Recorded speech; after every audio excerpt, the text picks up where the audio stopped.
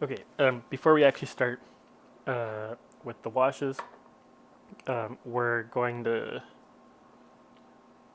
paint the accessories, the non-metallic accessories. So that's this cape cloak thingy. Um, the jewelry he's got on his feet, I'm gonna do in metallic. So like these little jingle jangle things, those will be some sort of silver or something, or maybe just steel. Uh, and then he's got like this like charm bracelet type thing that keeps his cloak up. So we will paint these little charms in metallic as well. So on this one, it's just going to be the cape. And then on Vim, we will do loincloth, the spear, and this spear tip, and this upper fur thing. The little jewelry right there, his little headdress piece. We'll do in metallic. And then the feathers we will do after the fact, because we're going to make those super bright and snazzy. The cloak, again, we're doing dark red, which is Model Air 946. His Vim's sort of half cloak thing is this Flames of War stone gray. It's Vallejo model color 884. And that's that. My feather colors. There's only 2 feathers, I believe. Yeah, there's only 2 feathers in there. So I'm going to use 2 of these 3. I think I'm going to use the green and the purple, or possibly blue and purple. I use green. I use this green a lot on my Jaguar tribe, so I might do these 2 colors for the feathers instead. The spear, the actual shaft of the spear is Panzer Ace's Old Wood. That's 310. This is my favorite color for painting wooden tool handles, whether that's like an axe handle or a spear or really anything that baseball bat, anything that needs to look like wood that is used as a heavy duty tool. And then the spear tip is going to be this white gray. We'll darken it down a bit with non-oil oil. And so this is the Model Air. So this paint is quite a bit thinner. So that is 119. Okay, let's start with this bottle feels pretty empty, so we might not be starting with this one.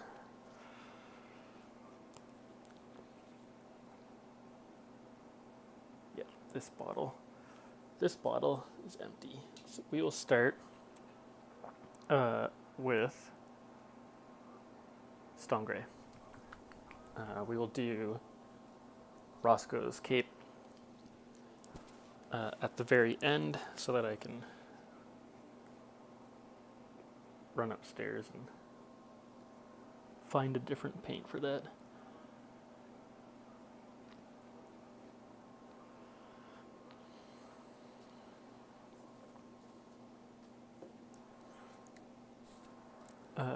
I'll also use some sort of leather brown for like the actual straps. Okay, so I'll grab this.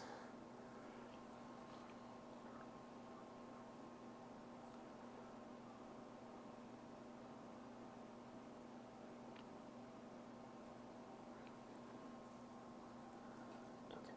A lot of these little steps aren't going to take very long. The reason I'm painting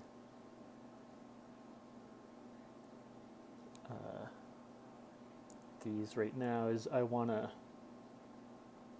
the washes that I'll be using for the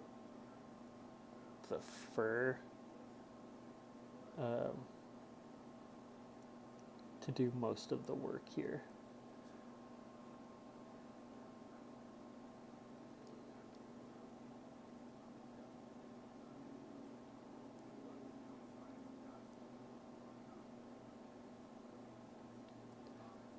I'm also putting this paint down probably a bit thicker than I should be, but it's such a small detail on the back of the figure that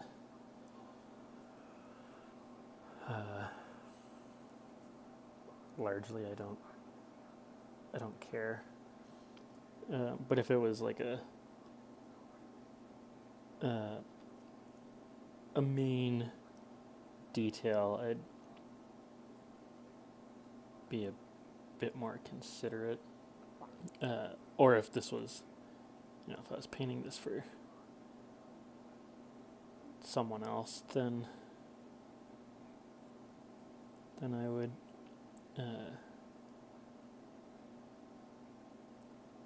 do this a bit thinner, but because this is for my own collection,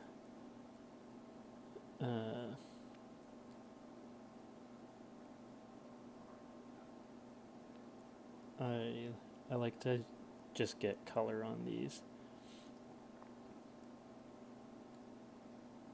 more than having like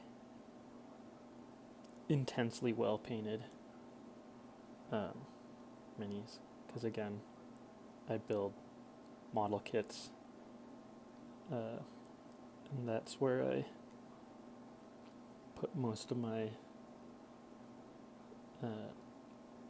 like really careful, methodical painting into that hobby.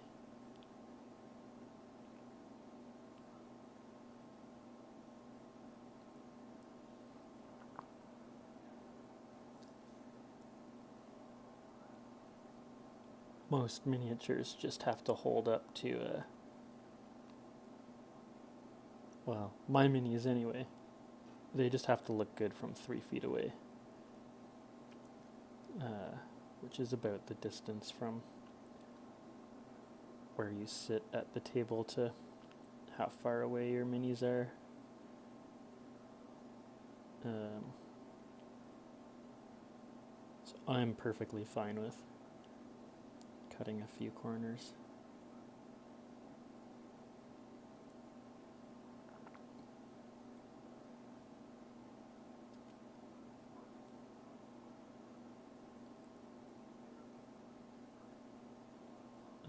So let's see here. So you can kind of see it's not, I'll let it dry a little bit more, but it's not even right here, and that's because I put almost white over top of a real glossy black. So the paint is pooling in these inner recesses and is thinning out on the top. So I'll probably have to do a second coat just to even everything out, but also at the same time, this is it's supposed to be the fur of some animal, and it's probably not even anyway. Like if it was a wolf pelt, it wouldn't just be one color, it would be a variety of browns. I just realized his necklace looks like it's got like some bones on it, so I'm gonna, like, there's this center circle thing that we'll paint in a metallic, but there's these other little things that are either like dinosaur teeth or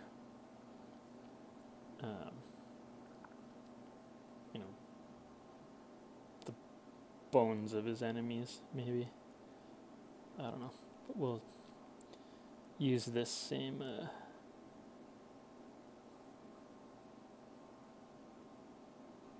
paint to paint those in, and then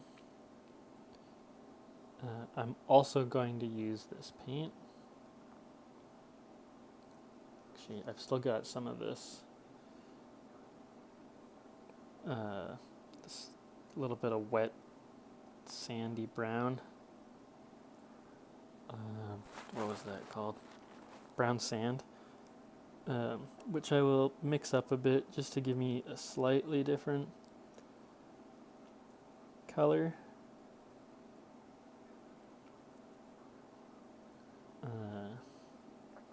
Which we'll use for the loincloth.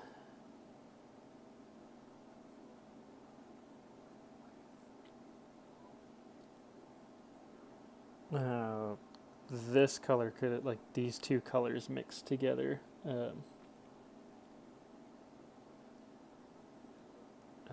have the potential to go very pink. I'm looking more for like a khaki color. This would be like some sort of leather or rawhide or something.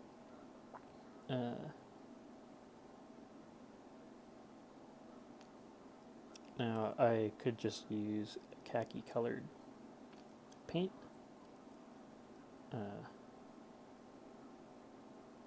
But I don't have all my paints beside me. So it's just easier to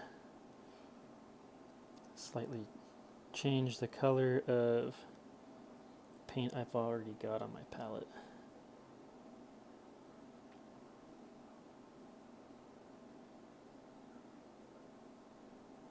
Now I'm painting under the underside of, it's really hard to see, but it's basically just,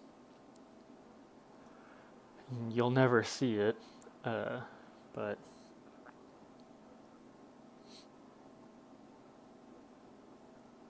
I try to paint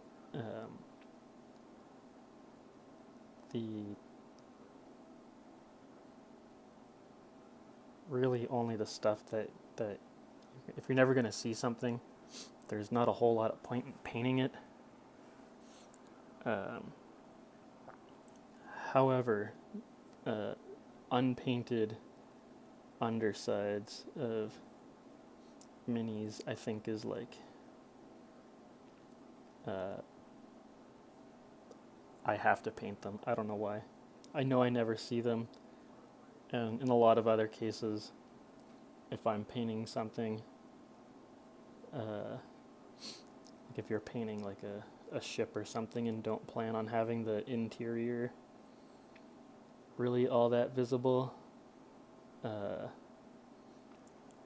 I try to put like the absolutely minimal effort into doing that because you're never going to see it anyway.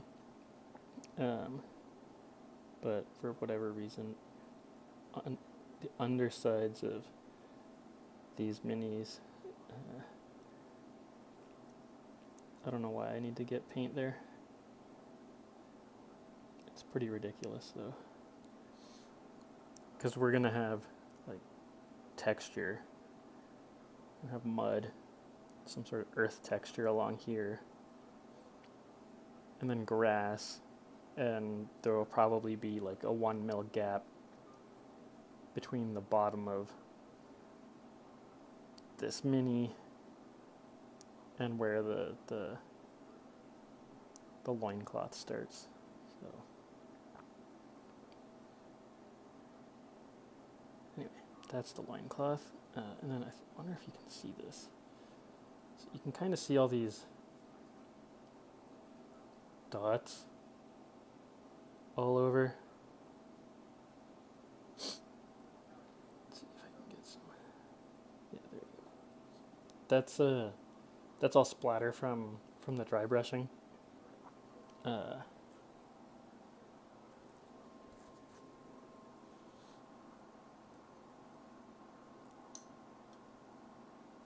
So it is a messy process, and it does get paint everywhere. So that's something you need to sort of watch out for. Okay, so the loincloth is done. His upper scarf accessory is done. I wonder if that's actually supposed to be just like a lion's mane for this guy because he's so tough. I'm sure Joe will tell me after the fact, being one of the creators of this world. So we're going to use old wood, paint up that spear,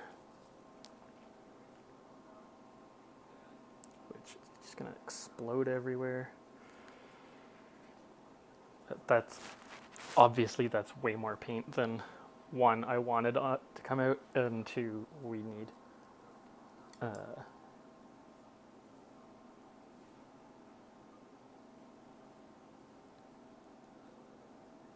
We really only need, that much. Yeah, so I paint all my wood in this old wood. Kind of has like a hickory vibe to it.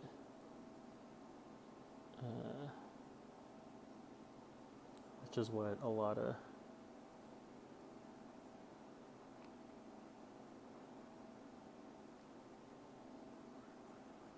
like baseball bats or axes,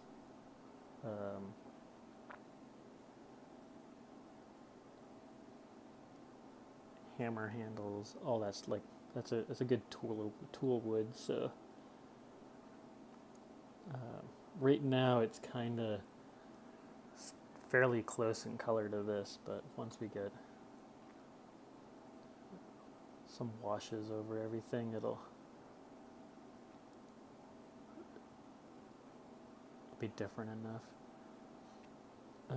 It's also going down quite a bit thin. I probably didn't mix it up enough. And I probably put too much water on my brush before dealing with this. That's fine though. We'll just put down a bunch of coats. Bunch of thin coats. Jeez, painting on cameras. Much harder than I thought it would be. I tip my hat to people that do this all the time.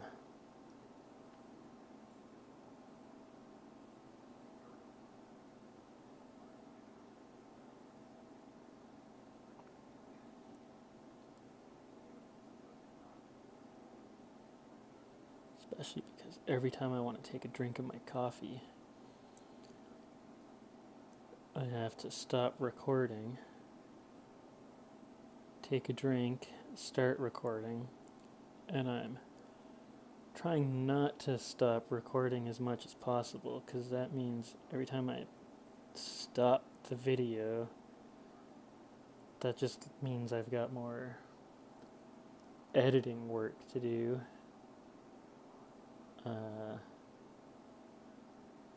And that's something I'm also trying to avoid. It's more like I can do this in a single cut, the better, but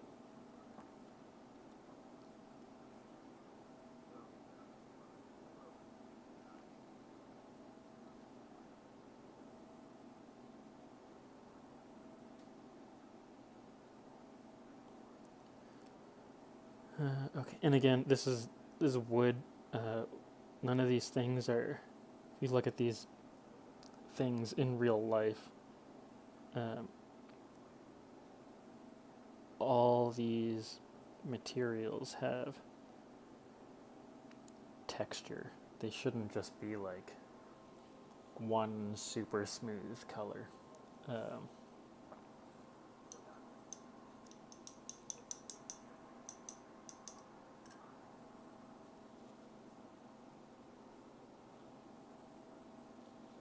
Okay, so now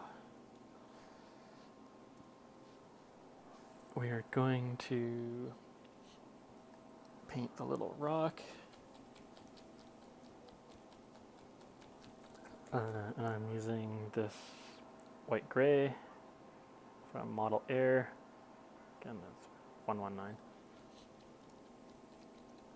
The 7-1 denotes the range it comes from. So model color is 7-0. Model Air 7-1.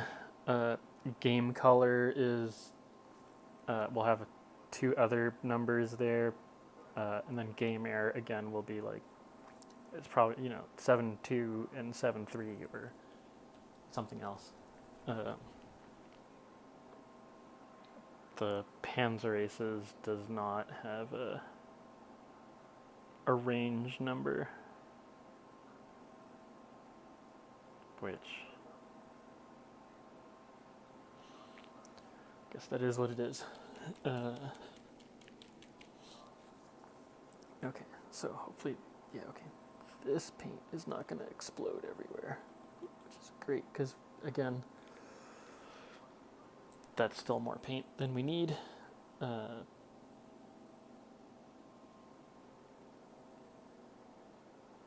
But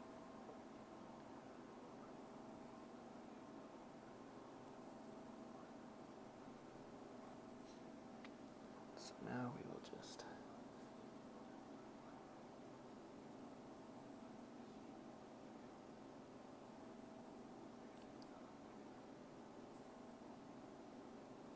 so the one thing you want to do when you're painting, the thinner you can get the paint to go down, the faster it will dry up, which means the faster it dries, the quicker you can get to putting another coat of paint on it, or also just getting into handling, getting it finished. Whereas if you put down like large blobs of paint, that takes forever to dry. Like this spear handle is already dry, and I can handle everything. It's not cured, it's just dry to the touch. Like, it'll take a good day for, especially like right now it's trying to rain where I live in Canada, and so there's a lot of moisture in the air, which means this paint is going to take a little bit longer to cure up because the moisture in the paint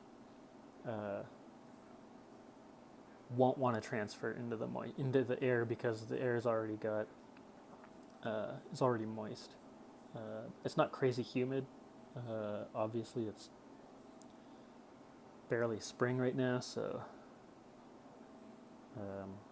but it is sort of damp.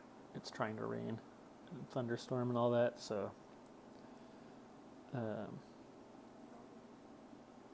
So I'm just putting on extremely thin coats.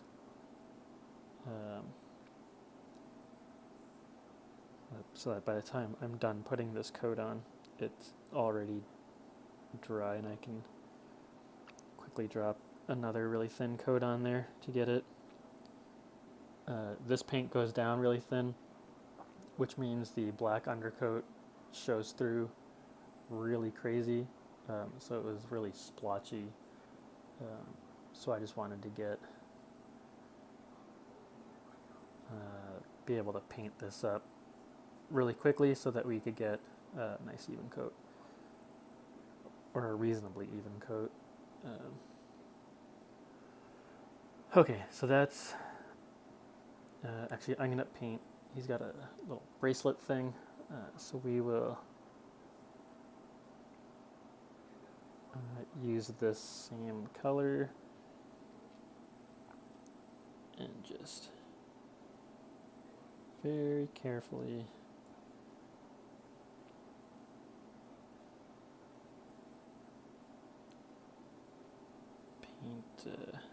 paint this bracelet.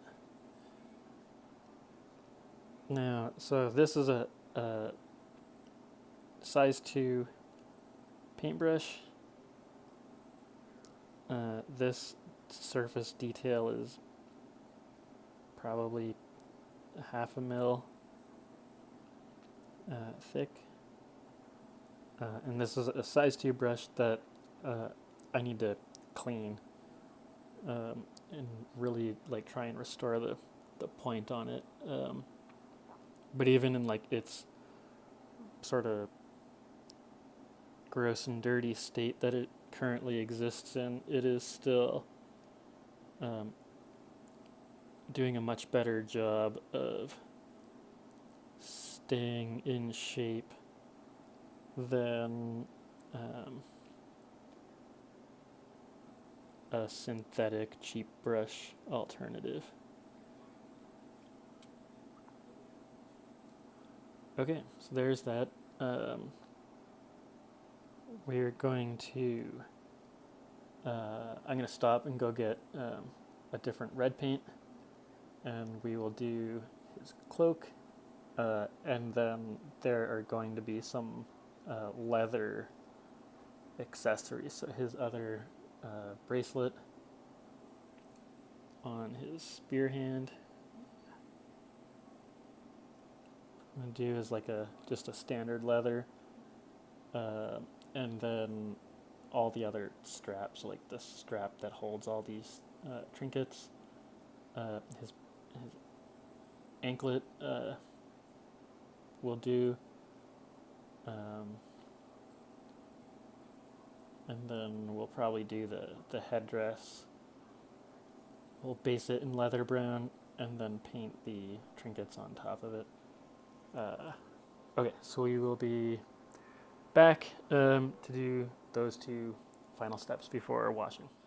Okay, and we're back. I mean, realistically, it's been like a split second for people watching, but I took the dog out for a walk, changed everything up, so I've got a better light setup. Normally I like painting with natural light, but it's gray and miserable here, so my lighting has been, and I'm not working at my hobby bench, so the light setup is just less than ideal.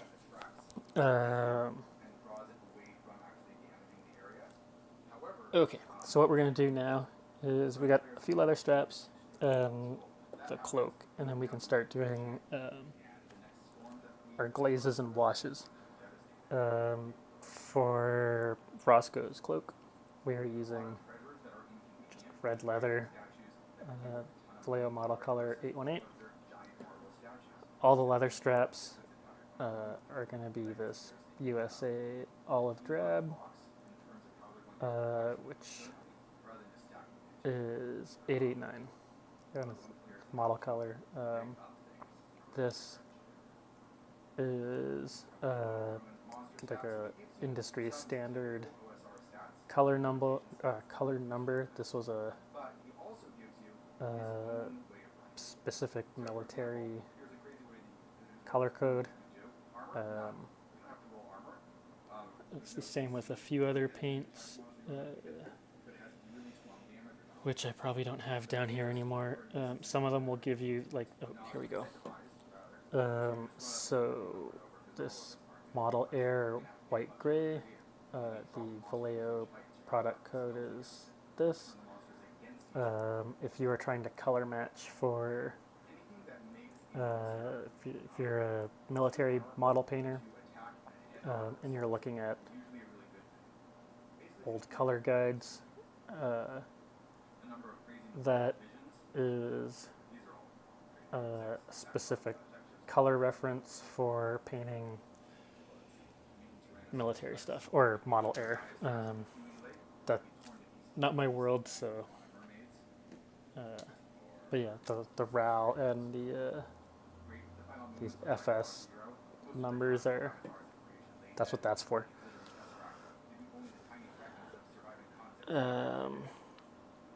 Okay, so we will do this guy first. This paint is super thick. It's highly pigmented. So we need to shake it up real hard. Again, this one has been sitting around for a while, so it's just gonna explode onto everything. These bottles, if you pick one up and it's real heavy and feels like it's like a real thick paint, do not open it over nice clothing. You will make a mess of yourself.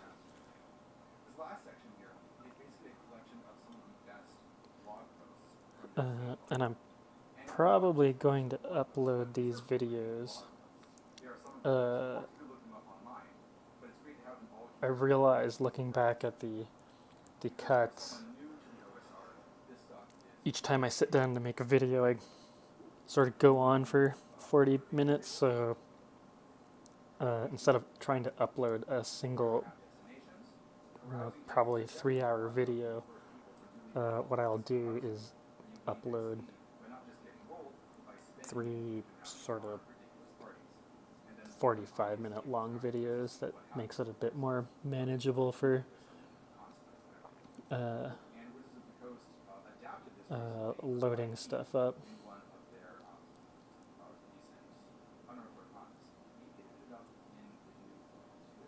Now I know this is technically called red leather, and it's fantastic for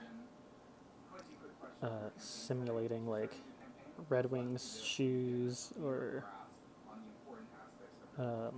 like actual red leather or red-ish leather, versus like real heavy work boots.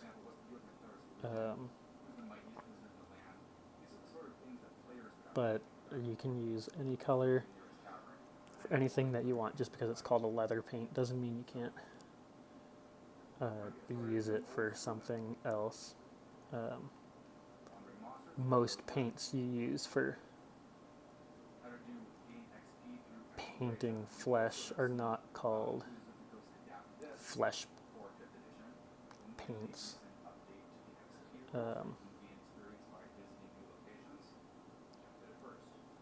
You'll use a lot of different colors for that.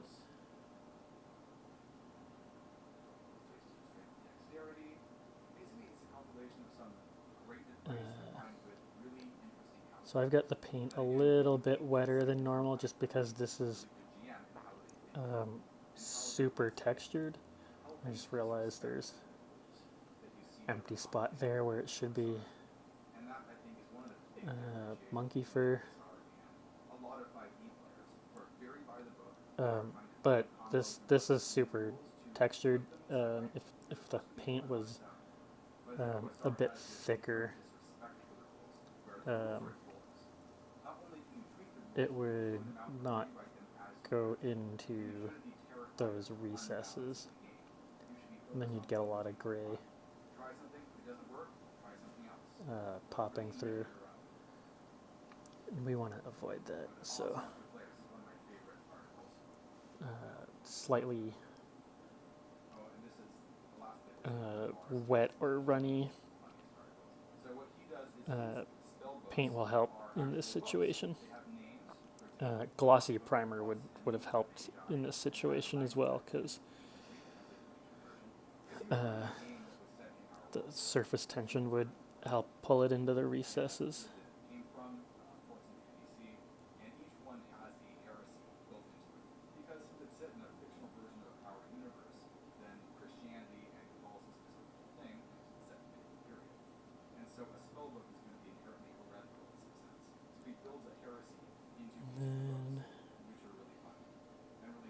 So this will take a little bit longer to dry.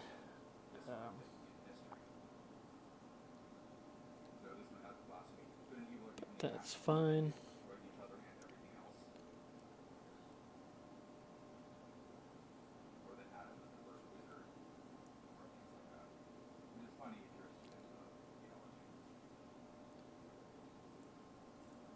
Now you could paint these without putting the base on, because it does have, like, they are sculpted with this integrated base, but I find I don't like using all the different minis holders,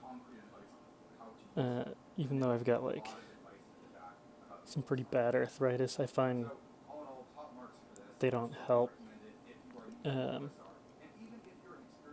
I find the integrated bases are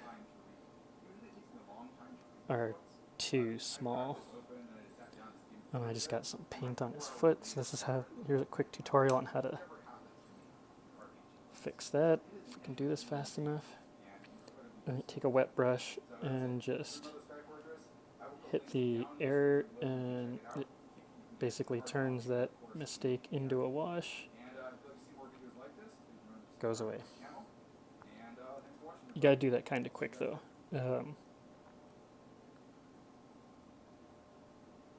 Because acrylic will dry quickly, so you can't let it sit there.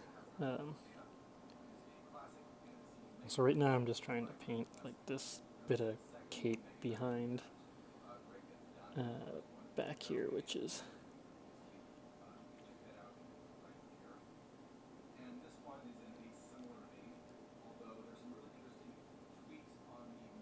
okay. There we go. Much better. I feel like I just got paint all over the. Nope. Okay. So that's that. As you can see, it's already starting to dry up here. So, like, that's how quick.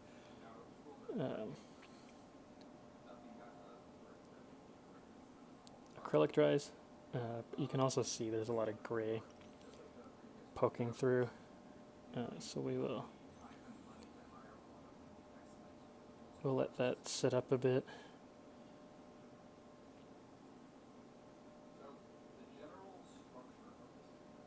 Get another coat of paint on there, and I'll also have to fix that error up, which I'll just put a little bit of just the brown back in there. But we'll do that after the fact. We'll what we're going to do right now is paint some tiny straps. I gotta remember to not shake the paint bottles with my left hand because I'm wearing a watch and it rattles around. And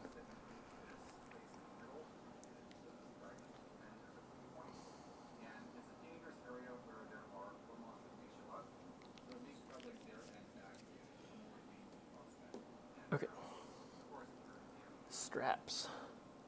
So on this guy, we've got headdress,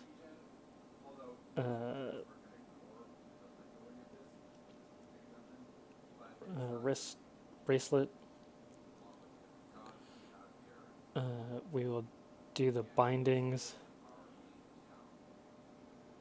and then maybe do the little piece of strapping between the two halves of the loincloth. On Rosko, we will do this, which is the thing that holds his cloak up.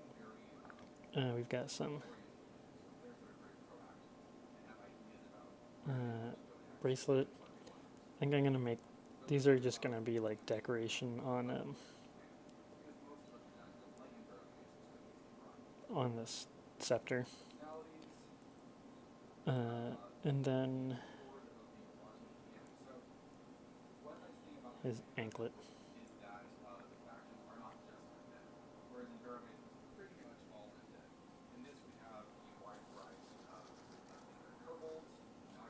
Okay, I'm gonna try and sip some coffee without making too much noise here.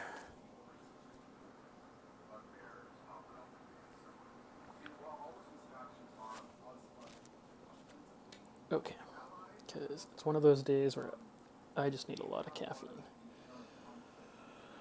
Okay.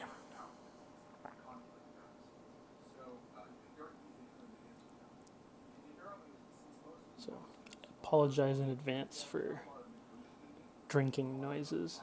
I guess you could just pretend it's one of those ASMR food eating videos.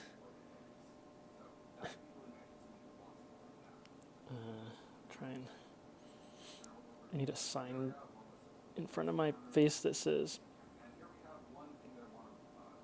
"Make sure you're painting on camera."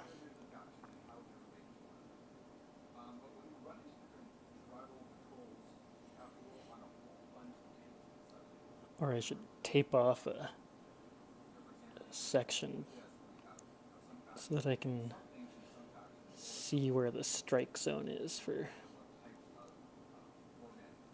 where I should be painting.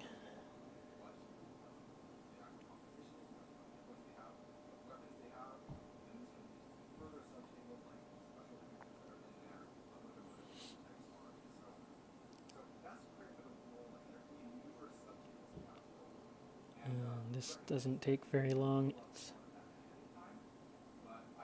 tiny little detail. You could paint all of these in different colors, but I feel like that would make it a bit noisy. Oops, sorry. Whereas if you just paint all the leather one color, all the cloth one color,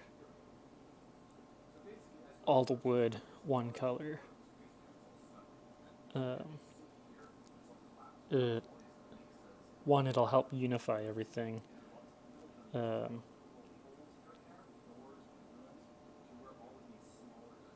it'll also it'll give you opportunities for doing big splashy differences. So if all the leather is, some sort of brown, and you want to feature, like a a backpack or something in a different leather. When you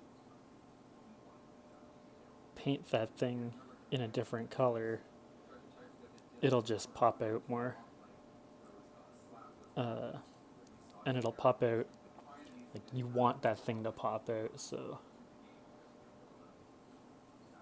whereas like these bracelet doesn't really matter. I just want it to sort of break up.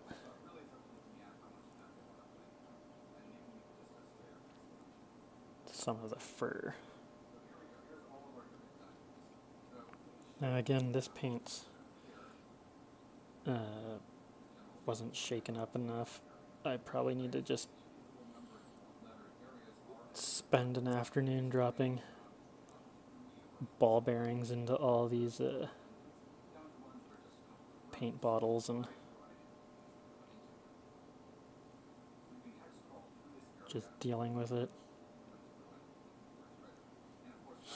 But I could also just shake a little harder.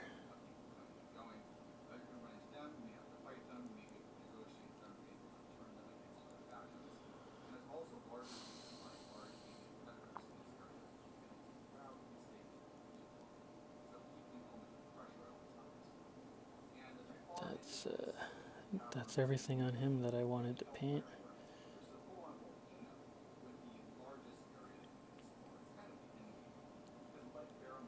Yeah, so that's his headdress.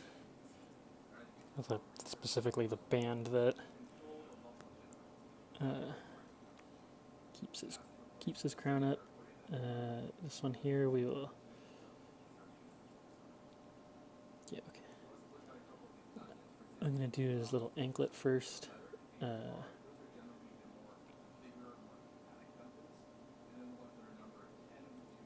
it's super tiny. I've also got most of my forearm and my hand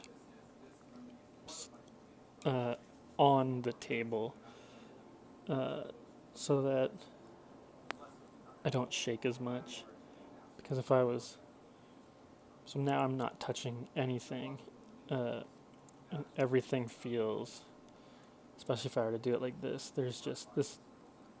So now I'm not... My right hand is not touching over here. So everything is just floating. And the precision drops. So I've got... Arms are planted on the table. My two hands are touching each other or the mini.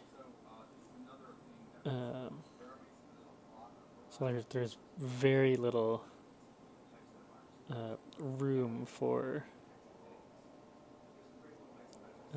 my hands to move, which just makes everything more stable.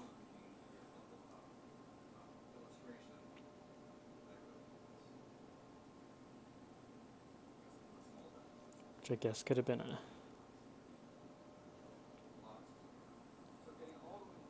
tip I said hours ago.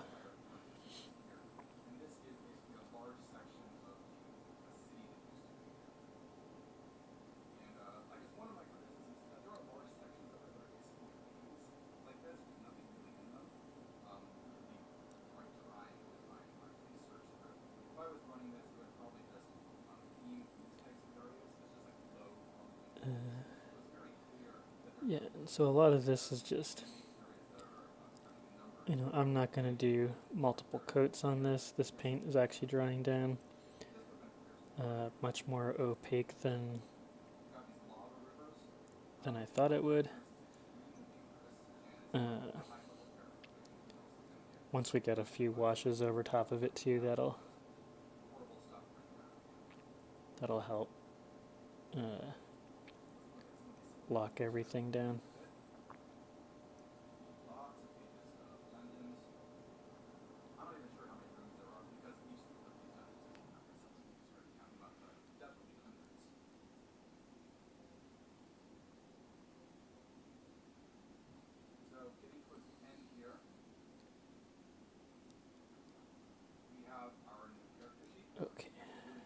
And then that'll go brass, and all these things will go metallics. So that's that color. I am just going to quickly look at this cloak again. Put another thin layer of paint on it just to make sure I didn't miss any of these recesses. I'm not too concerned about the inside because it's flat. Oops. So we just want to get some paint into these recesses.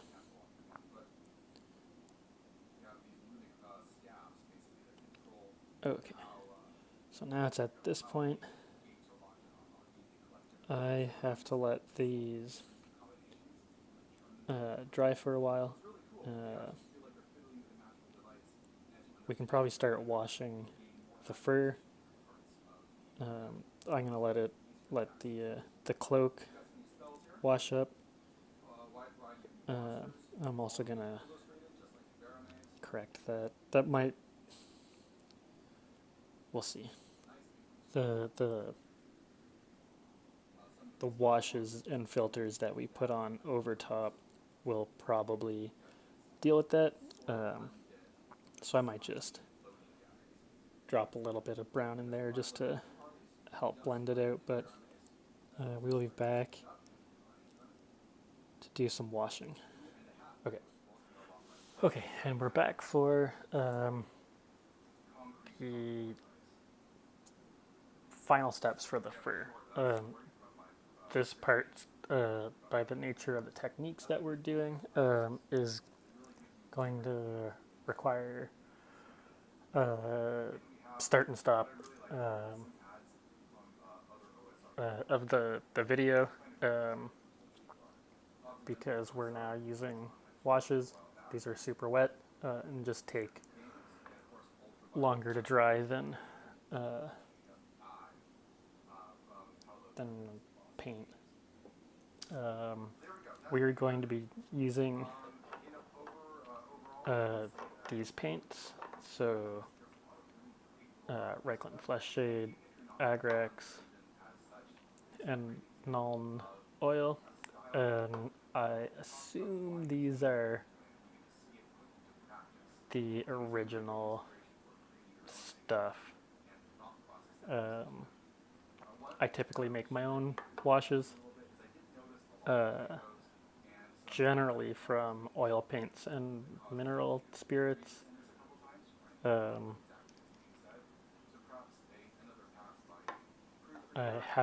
haven't replaced the Citadel stuff in a while. Obviously, the minute I open these and smell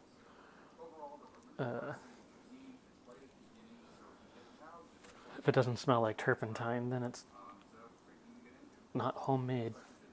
At least not for me, anyway. I know a lot of people will take like brown paint and or black paint in this case. Really, any color paint you want, and then you mix it with like medium fluids. You can buy like a liter of medium from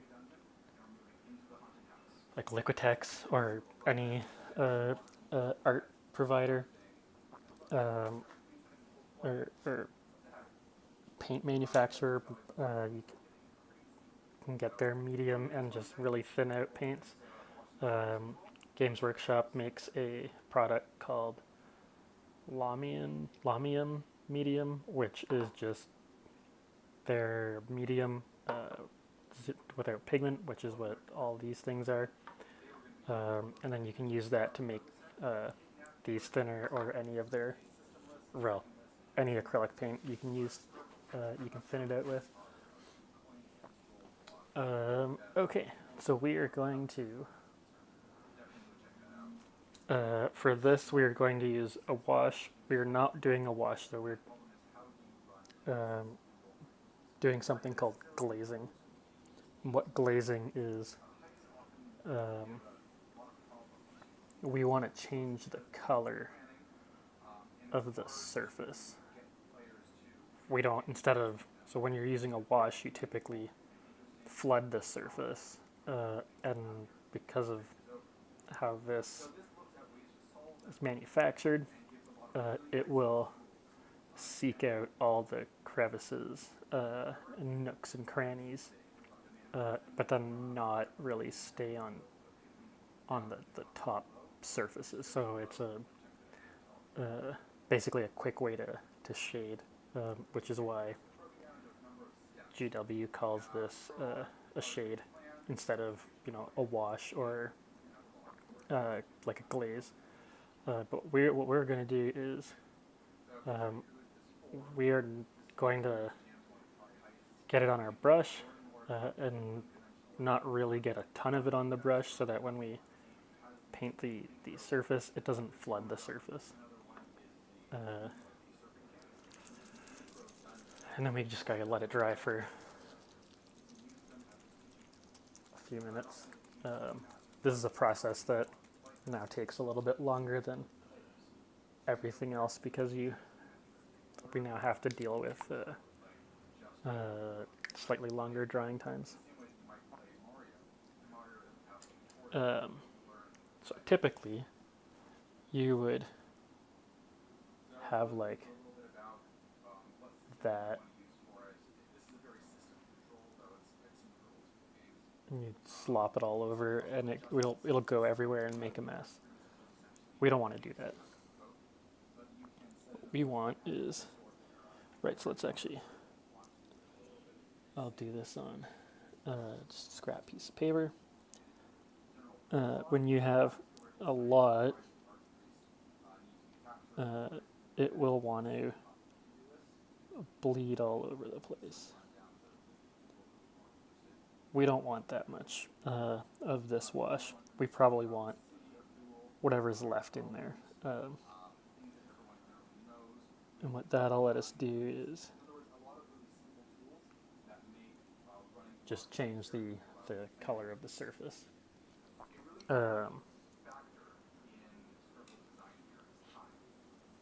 I'm just going to move my little light thing because it seems like everything's changing up. Okay, that's a little bit brighter.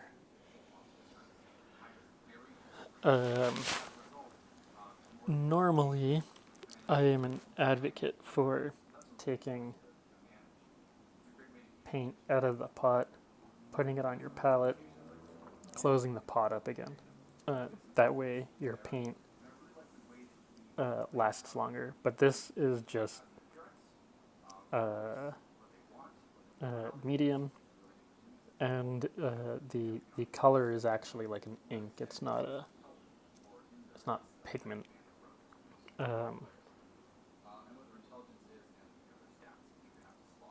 So for the washes, I tend to not take the wash out of the pot and put it on a. Whereas if for the two Citadel paints that I have, I take it. Well, even like all my Tamiya and Mr. Hobby paints, I take the paint from the pot and put it into some other palette. So we will start painting. This is basically going on the face.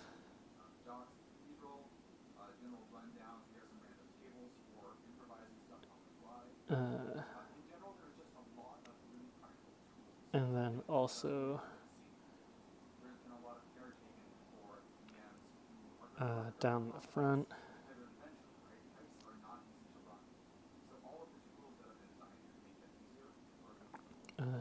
His hands. And this is going to take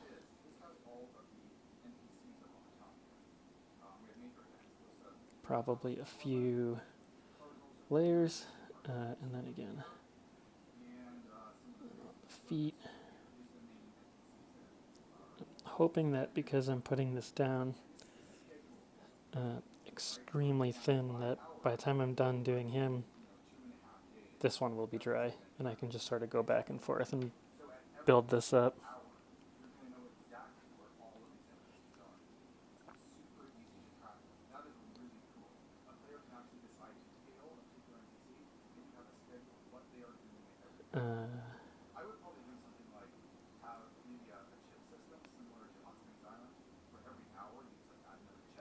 And then I'm going to be a bit more careful because I don't want this flesh color to come up onto here or into this fur coat or on these bones.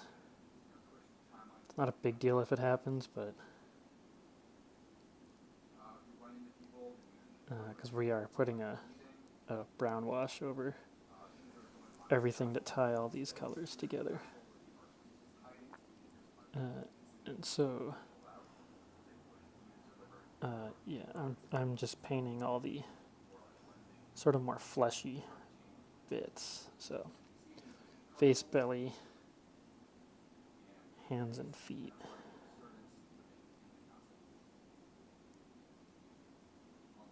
I feel like might be the painter's version of that kid's head and shoulders, knees and toes song that you sing in kindergarten. Wow, can't believe I just remembered that. I think I've crossed that threshold of too much coffee.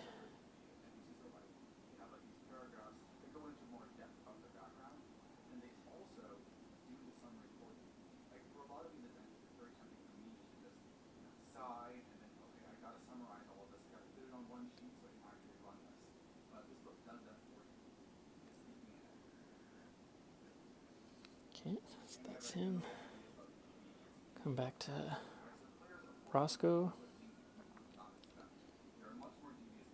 It looks like his hand is mostly dry, the belly is sort of dry, feet are still a little bit wet, but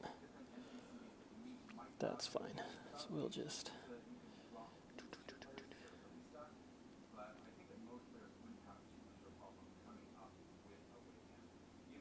get some on his ears.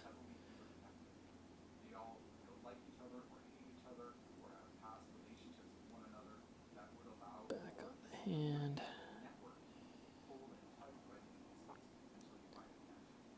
Into the feet. Sop up some of the rest. Just with my brush, so because the brush isn't fully loaded, if you've got a big pool of liquid, you can just use the brush and it'll pull up that liquid.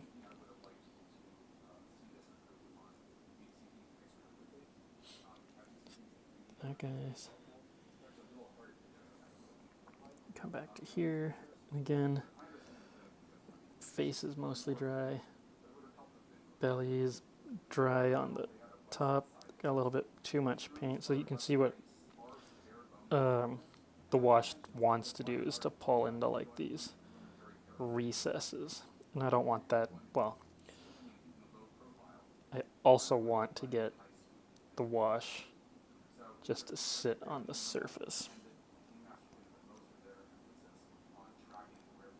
Because it's pooling, that means I'm probably putting too much paint on it, or wash on the surface.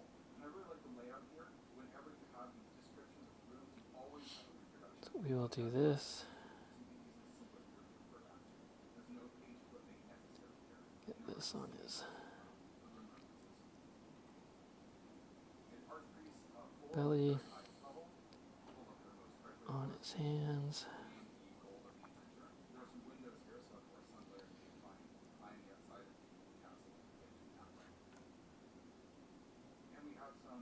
His hand.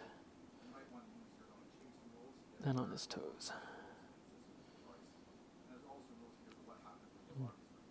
back of the feet now. Okay, so we will let these dry, and then move on to our, that's probably tinted enough. So we'll let those dry up for 10-15 minutes. Come back and do the first sort of brown wash. Okay, back in a sec. Okay, next we're gonna get some shadows on here. These guys are dry now. It's been maybe 10 minutes. So for this step, what we want to do, I need to find a dry spot on my compact disc palette. Give these a little bit of a shake because the medium and the ink will separate if you don't use them for a while. And we're gonna, this is pretty much an empty jar. Oops, sorry, I'm gonna grab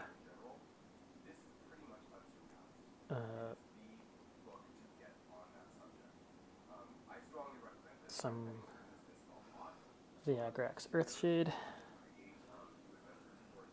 Seal this back up so I don't accidentally knock it over. We're gonna add some black to it.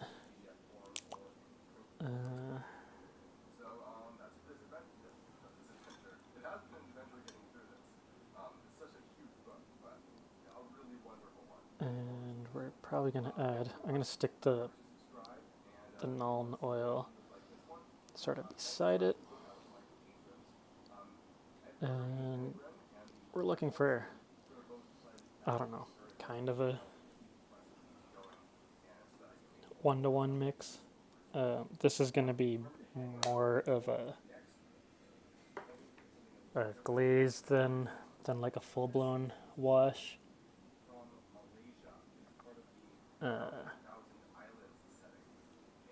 We'll just mix this up. It's going to look like that.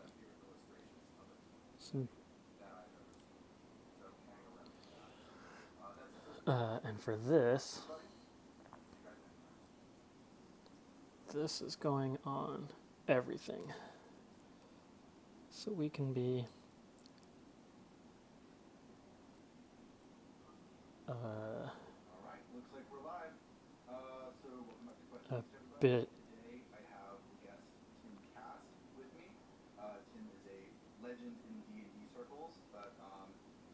a bit less careful.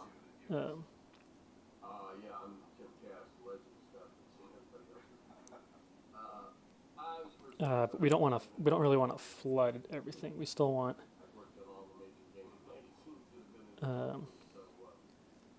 everything to go down kind of smooth still.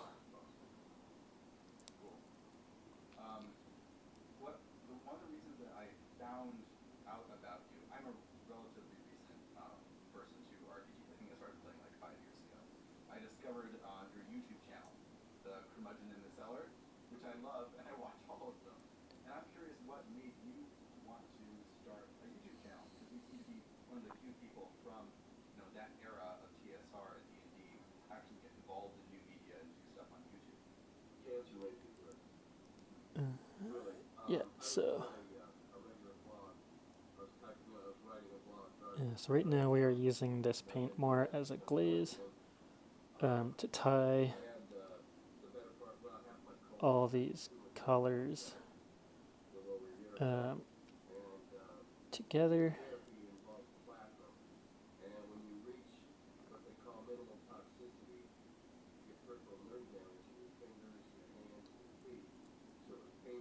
And then again you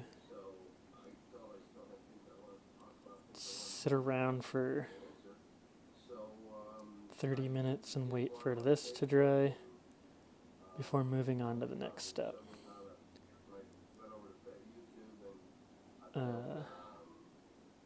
Because the real problem with these washes is that um, uh, when you uh, put a new wash over a wet wash, older wash that hasn't dried, um, you will just end up with mud. And it's not too bad with this because we're going uh, a brown wash over top of a slightly darker brown wash. Um, but in the case of the previous, where we had the skin color down here,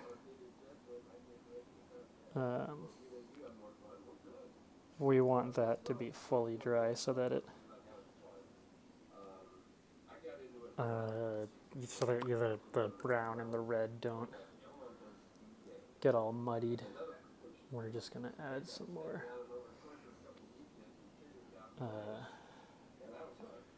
wash to our palette.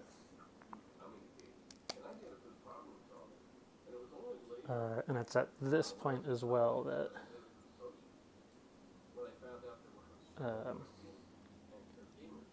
after I'm done getting these washes down, I'm gonna paint the jewelry,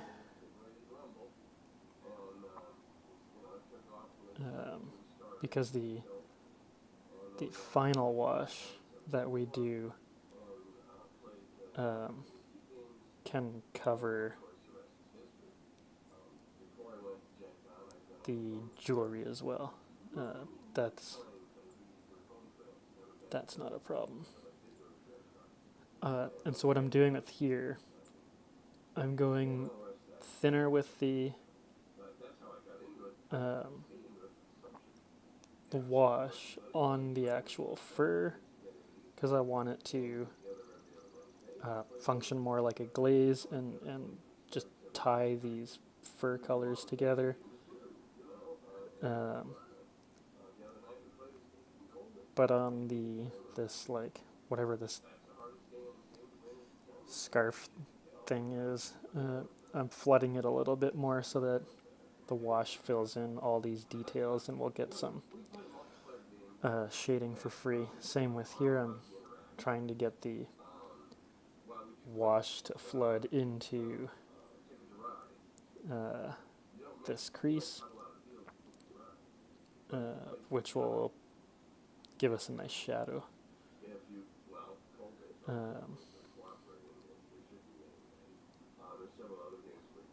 And then the actual fur, we're just tinting the surface color. Okay, so that's that. That's a big pile of wasted wash, but that's fine. So we will let these dry for... Actually, I can probably... There's enough there that I can hold to that we can just keep going. So we're just going to keep going. If you're painting and not trying to do this through a camera and explain every step, painting this will only take a few, not as long, or you'd be able to do a full faction in the sort of amount of time that I've spent painting these three. Sorry, not three. These two minis. I'm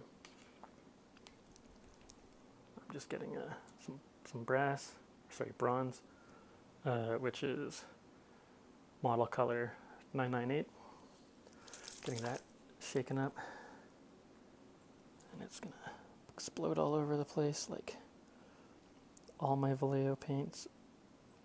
I can also feel, as I'm trying to squeeze, there's no paint really coming out, which means there's probably a clog in here, which means if I squeeze really hard, this whole cap is just going to explode off and we'll get paint everywhere. A lot of Games Workshops hobbyists or Warhammer hobbyists rage about these bottles, move all their GW paints into these bottles.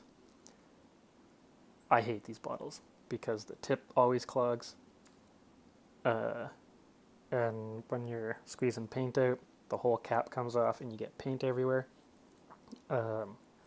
My preferred bottle are the Tamiya and Mr. Hobby glass jars. They've got screw caps. Those are my bottle of choice.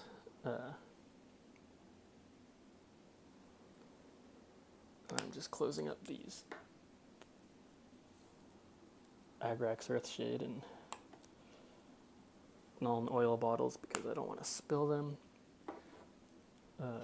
Because, well, one, I don't want to spill them, but two, while I've never spilt one, I am pretty sure that I will spill one on camera. That's just how that happens.